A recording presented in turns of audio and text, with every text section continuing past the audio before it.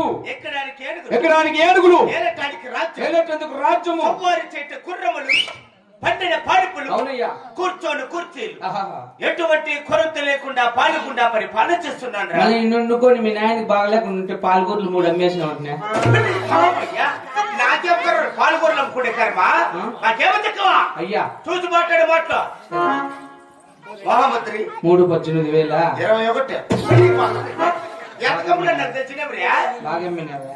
ఏమనుకున్నావు? 12 మంది పాలిగాలు, పాలిగాళ్ళు, 100 మంది కూలివారు. ఏడా మా ఇంట్లో కూలోళ్ళు 100 మంది? అవును. అట్లయితే మన ఏరోళ్ళ ఇంటికాడ మీ అమ్మ రైతుల ఇంటికాడ బిమ్మల్చను బిన్నే మగమ్మయ్య కూలోళ్ళే మండితో కొంచెం మడుతుంటారు. రామ్మ మండితే పంటను చూసి మాటలే వద్దులే పిచ్చి నడుపుతాను నేను. మహామంత్రి నోకలా మీకు? అవి కూడా మాకెందుకు నోకలు ఇప్పించుకునేది?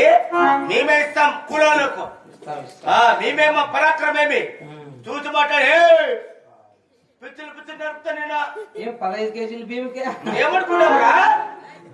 30 రోజులు వెయిట్ చేయాలి బియ్యం కోసము.